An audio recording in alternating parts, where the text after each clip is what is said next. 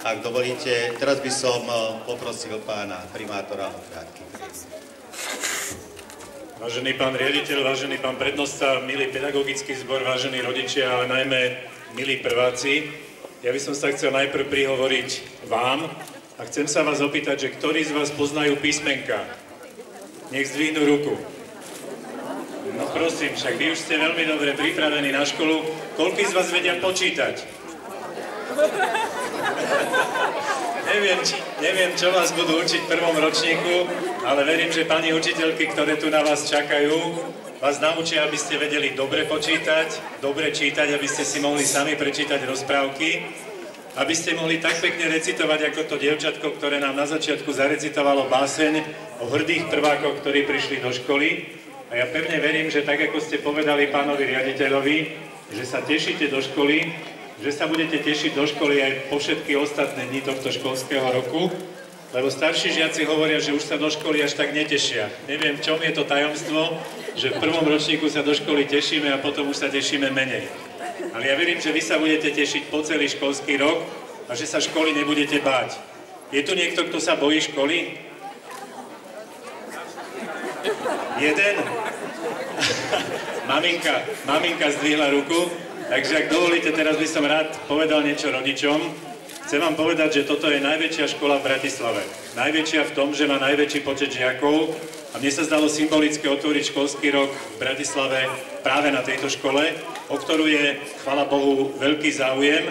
Vy ste si vybrali tú školu, tak ako povedal pán riaditeľ, a my sme za to veľmi vďační. Táto škola učí viac ako 800 detí, čo teda nie je vôbec jednoduché, pretože máme školy, ktoré majú 250, 300, najväčšia škola v Petržalke má 500 detí, tu je 800 detí. Chcem vám povedať, že je to aj kvalitná škola, nie len veľká, ale aj kvalitná škola.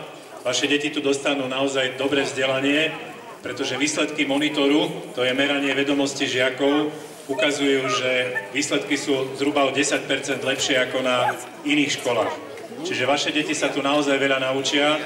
Špeciálnym bonusom tejto školy je nemčina, v ktorej má škola mimoriadne dlhú tradíciu. Aj to je dôvod, prečo sem deti chodia.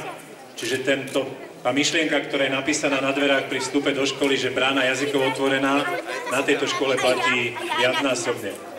Chcem vám povedať dobrú správu, že máme v Bratislave viacej prvákov ako minulý rok. To znamená, rodí sa nám viacej detí. A my sa tomu tešíme, lebo aspoň máme koho učiť a budeme sa snažiť urobiť to, čo je úlohou samosprávy, vytvárať dobré podmienky pre našich učiteľov, pre riaditeľov, zástupcov, všetkých tých, ktorí sa starajú o to, aby to vzdelanie bolo naozaj kvalitné.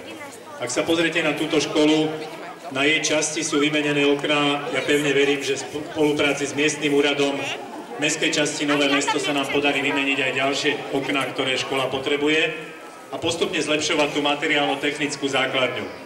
To, čo sa majú deti naučiť, to musia zabezpečiť pedagógovia. Ja pevne verím, že sú na to pripravení. Želám aj im veľa energie a veľa chuti do práce s deťmi, nielen s prvákmi, ale aj s tými všetkými ostatnými. A vás, rodičov, chcem poprosiť o to, čo povedal pán riaditeľ, o dobrú spoluprácu so školou, pretože bez vás celkom dobre nevieme dosiahnuť to, čo škola má dosiahnuť. Naučiť deti nielen čítať, počítať, ale byť aj ľuďmi, ktorí rozumejú svetu okolo seba, a to sa dá len v dobrej spolupráci školy a rodičov. Aby sme ten prístup, ktorý deťom predstavujeme, ako svet funguje, ako mu majú rozumieť, presadzovali a učili deti spoločne, škola na jednej strane, rodičia na druhej strane. My sme na to pripravení, verím pevne, že nám v tom pomôžete.